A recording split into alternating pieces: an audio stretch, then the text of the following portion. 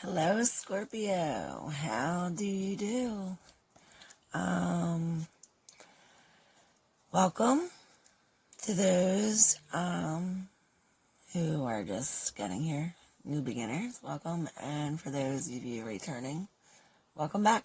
I'm ClairV, and this January, Happy New Year. Even though I'm a little late, I apologize. My first monthly readings start January 2021. So, with that being said, I was supposed to record your reading like 2 weeks ago. So this, I know now, has everything to do with the waiting. So, I kept on, okay, I'm going to record today. I get all ready. And then something happened that I could not record your reading. And now I did your reading ahead of time. Pulled some cards, and I had these set up with your 3 cards that I picked on top. So when I got it out today to finally record, the 3 cards were on top, but there was 2 cards on top of that sideways like this. So I'm like, okay, this has to mean something. Well, the whole week or 2 period where I was supposed to be recording, I was doing research on past lives and like where it all began, like the beginning, the origin of everything.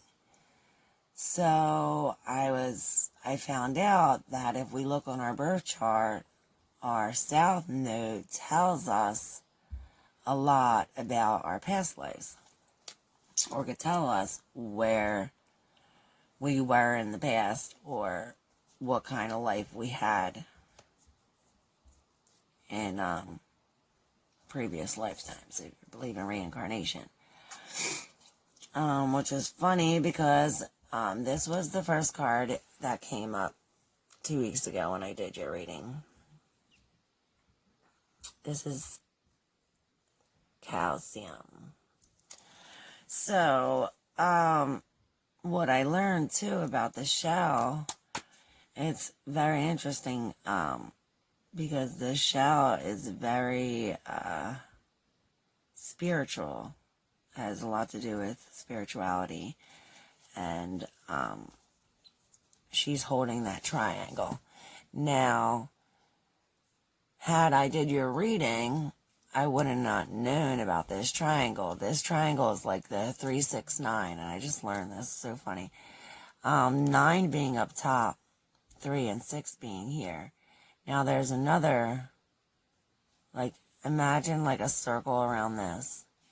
This circle would be 9 at the top, and then it goes 8, 7, 6, 5, 4, 3, 2, 1. Sorry, y'all couldn't see. So, 9 being up top. Now, whenever you half 9 or double 9, it always equals 9. So, 9 plus 9 is 18. 8 and 1 is 9. 18 and 18 is 36. 3 and 6 is 9. Same thing if you half it. Well, if you go to the 3 and a 6, whenever you half it or double it, it always introverts back and forth, 3 and 6, 3 and 6. So, 3 plus 3 is 6, 6 plus 6 is 12, 1 and 2 is 3. 12 and 12 is 24, 2 and 4 is 6. See how it goes back and forth, back and forth. Well,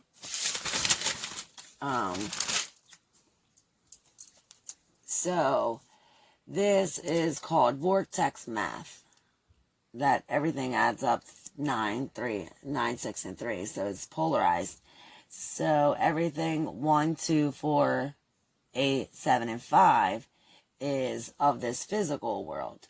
The 3, 6, and 9 symbolizes the not physical world, but it is governed by the physical world. And and the quantum level, like, for example, sound.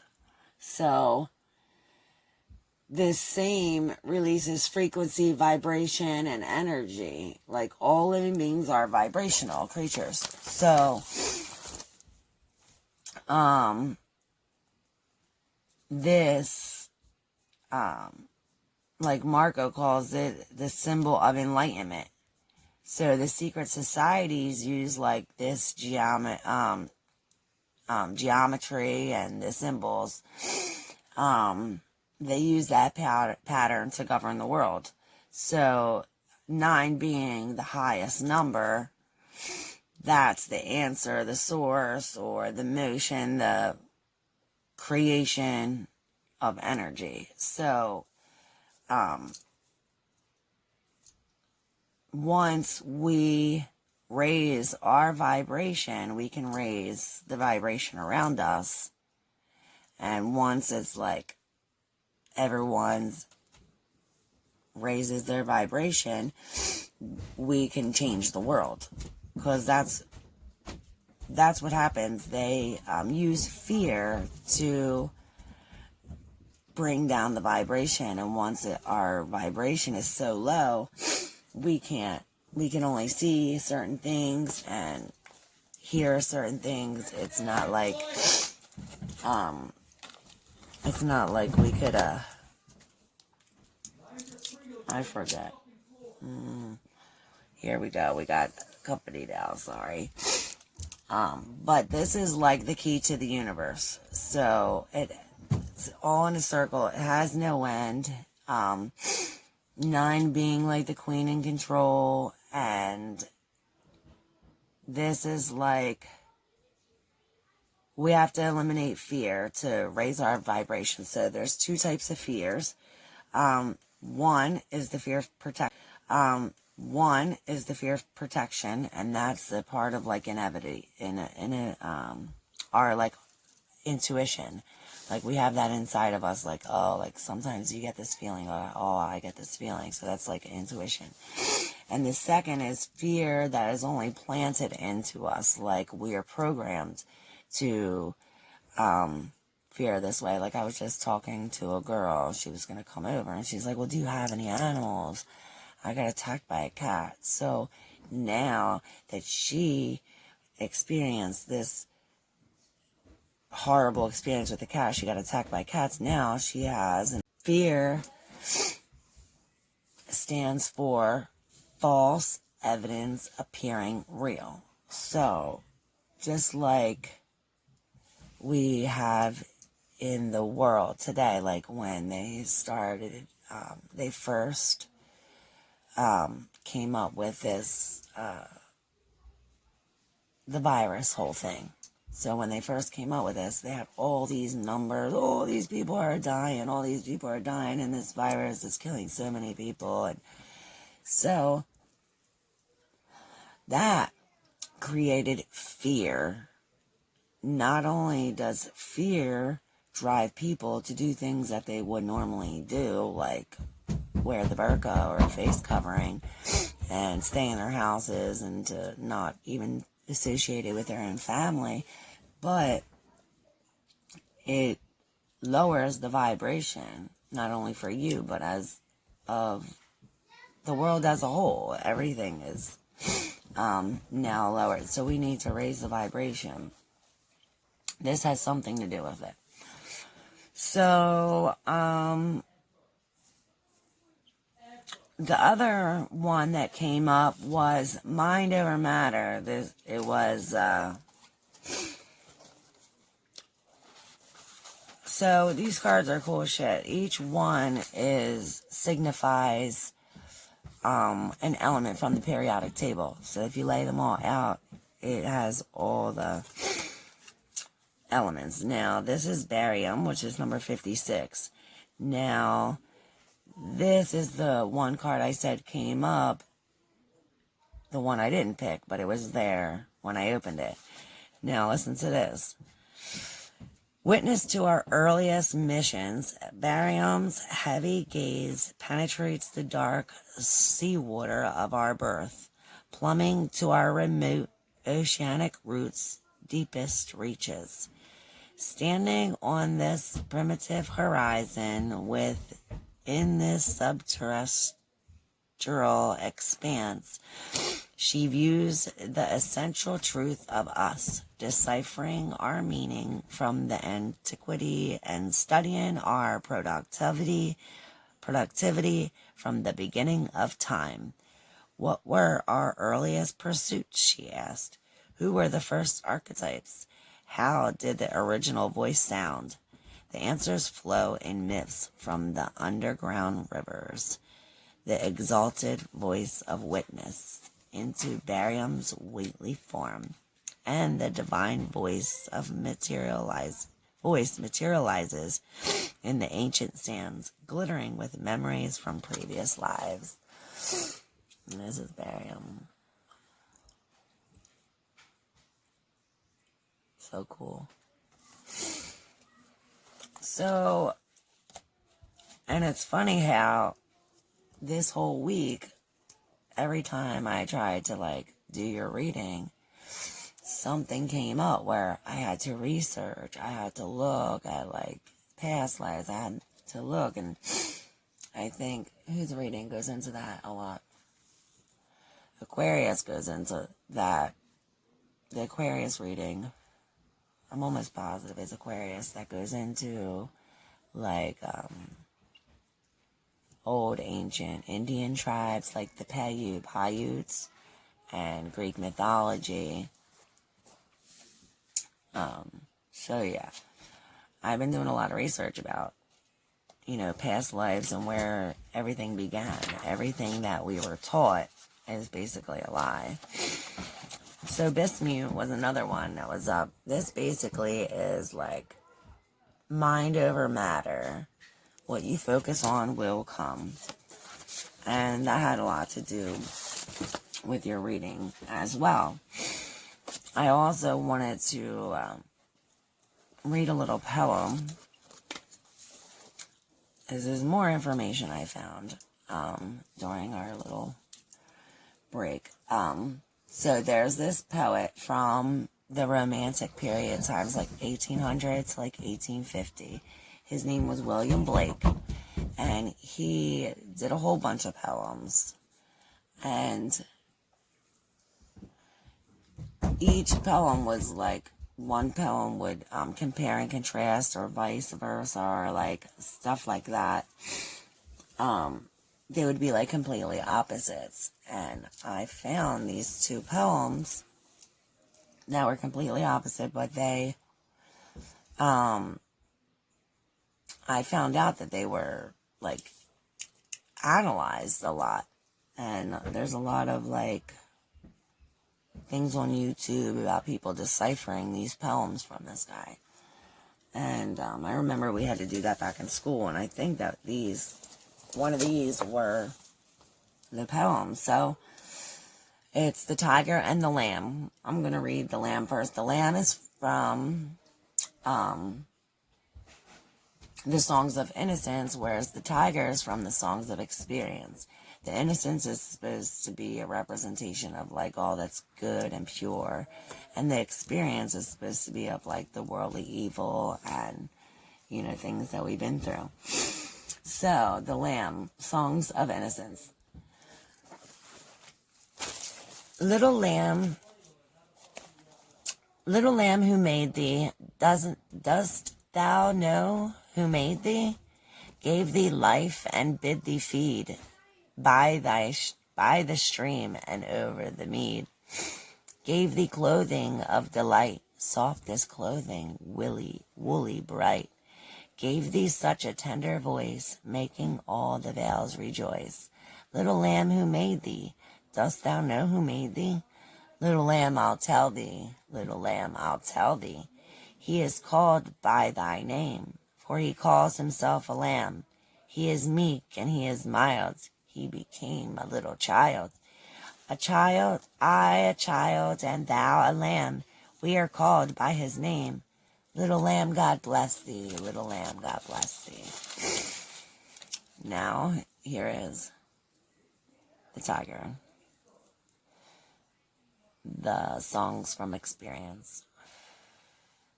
Tiger, tiger, burning bright, what immortal hand or eye could frame thy fearful symmetry? In what distant deeps or skies burnt thy fire of thine eyes? Or what ways or what wings dare he aspire? What the hand dare seize the fire? And what shoulder and what art could twist the sinews of thy heart? And when thy heart began to beat, what dread hand and what dread feet? What the hammer, what the chain, in what furnace was thy brain? What the anvil, what dread grasp dare its deadly tenors clasp? When the stars threw down their spears and watered heaven with their tears, did he smile?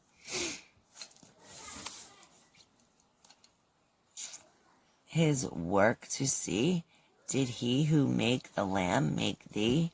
Tiger, tiger, burning bright in the forest of the night, what immortal hand or eye dare frame thy fearful symmetry? So, it's basically saying, can the same thing that created this lamb that is so innocent and pure, who gives thy food and clothing, could this same thing that created this innocence be the same thing that created this tiger, this experience, this evil, this anger and despair and such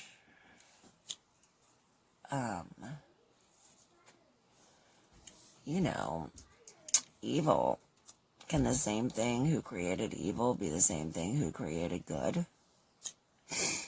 So this is a lot to do with the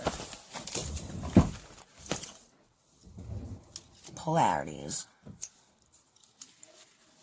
in life, and this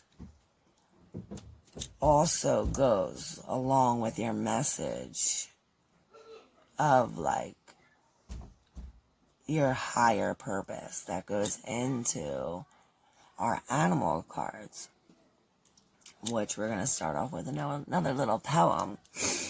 Y'all got the bat, Scorpio. So sacred bat flew to me from the darkness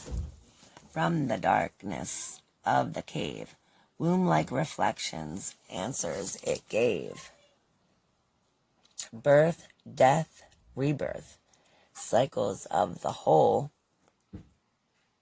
never ending, just eclipsed the journey of the soul. So this bat symbolizes, like, this goes back all the way to the Mesoamerican era, where the shamans, now they still do this, in Hollywood they do this. If you do some research, Marina Abramovich, who's things like we're gonna talk about here, it's a ritual that they came up with to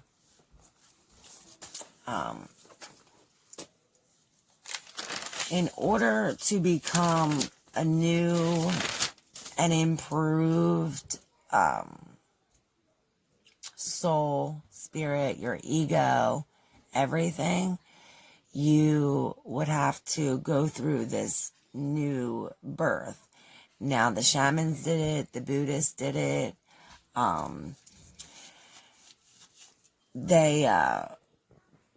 the Buddhists believe in the reincarnation and things with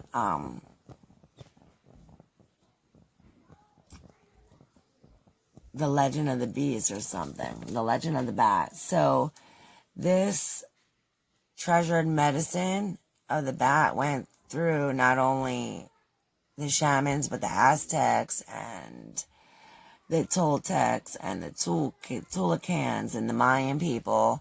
All these people had legends of the bat. And they embraced this shamanistic idea that if you go through this death ritual, that you'll come out a new person.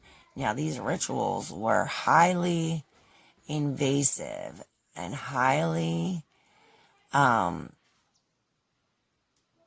they would actually hurt.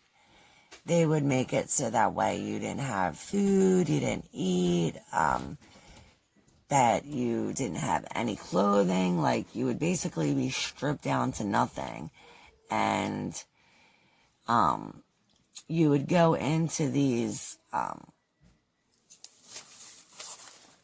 do all these things that signify a spiritual death, but you would do it in the physical. So they believe in magic, and anything you do here in the physical world is a representation of the physical world.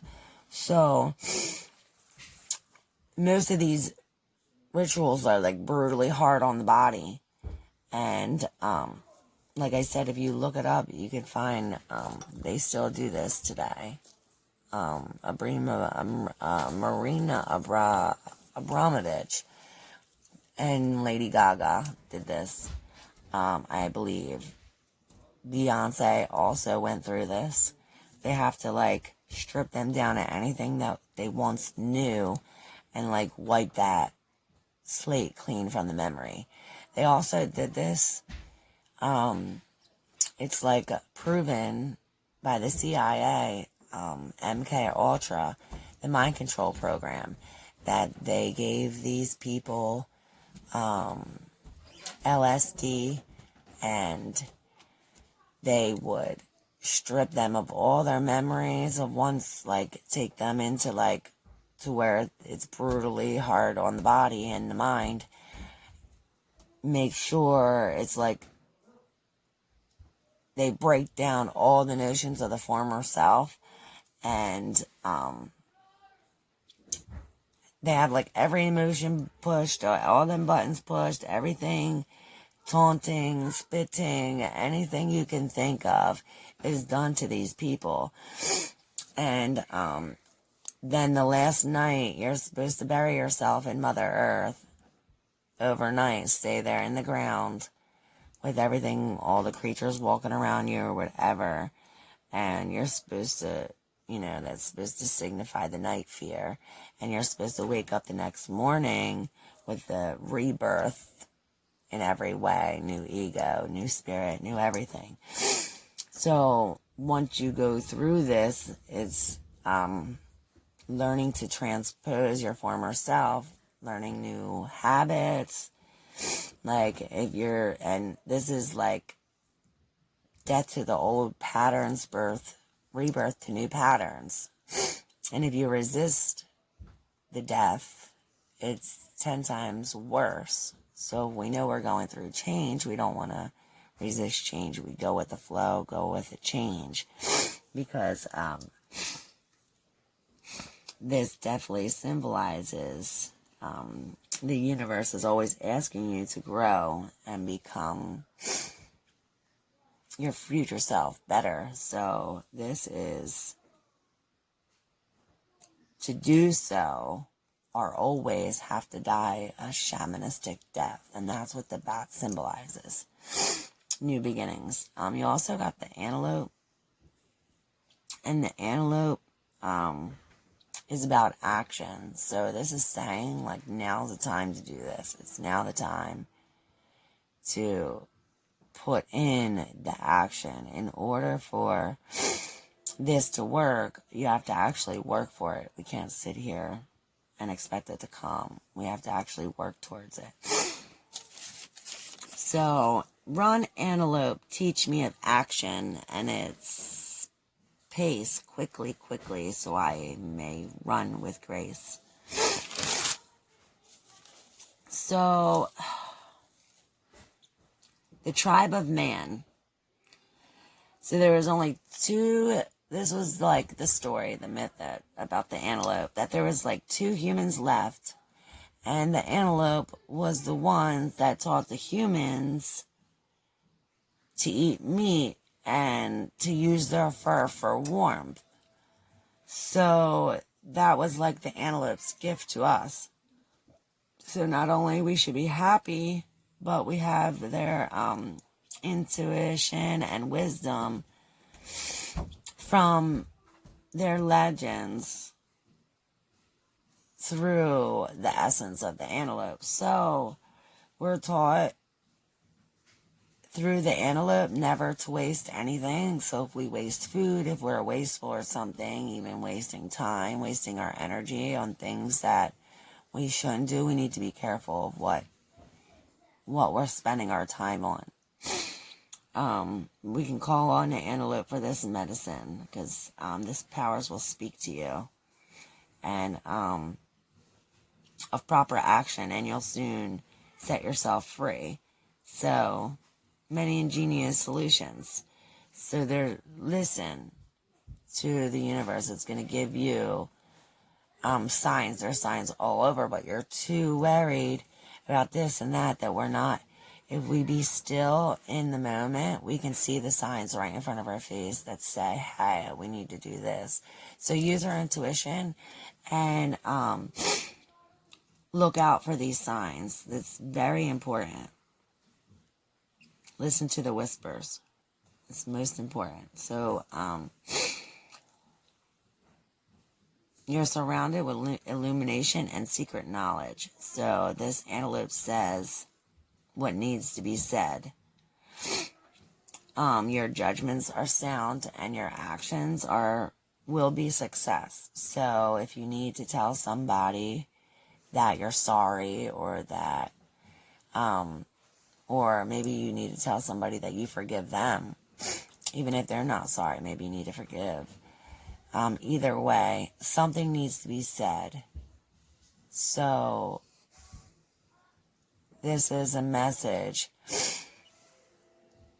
and maybe it's something said to protect somebody else. It's not even said on your behalf, because this is also a message like arms you with the bow of archery to protect your family, your clan, your nation, Mother Earth in general, and do it now. So, and now that Jupiter and Saturn are in Aquarius, it's no better time but now to do these things, to stand up, to take courage and leaps, now's the perfect time. I also have a video on Saturn and Jupiter in conjunct and what's coming up, what to expect, because this is a big deal. It's the first time this happened in 800 years. So this energy is very, very, very good. So also, we might have the fear of being rejected. So we want to drop the seriousness on all levels and be very playful. We want to play at life, and let fears roll off your back. Don't be so fearful. Remember, mind over matter. So if you think all positive stuff and everything good will come. So, and we got to be careful who we follow. We don't want to follow the wrong people. We don't want to follow the wrong thing. So use your judgment. So, sometimes, this energy could be blocking. There could be a blockage. You might be running from one idea to the next, or so this is a gift from the universe for our masculine side, which our masculine side is the action. Feminine is the planning, the masculine is the action. So when you receive a compliment, make sure you say thank you. Let someone hug you, allow your genuine personality to come out. Now's the time. The power is you. So, Scorpio. That's what we have.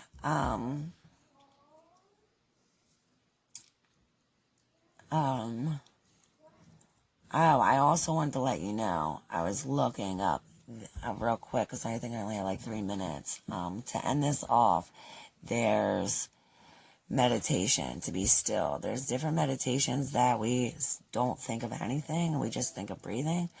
But there are different levels, frequencies that our brain operates on, like alpha, beta, delta, theta, whatever.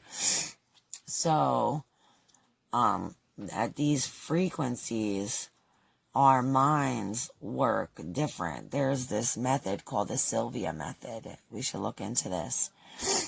This could help us with healing. And this is from the ayahuasca tribe. They did a lot of this with healing and dreamings, and our dreams and stuff like that. So our dreams have a lot to do with it. So if you have a dream dictionary, write things down. Write your dreams down. But this is very powerful method of active meditation that you can actually like make your brain raise the frequency of your brain, and this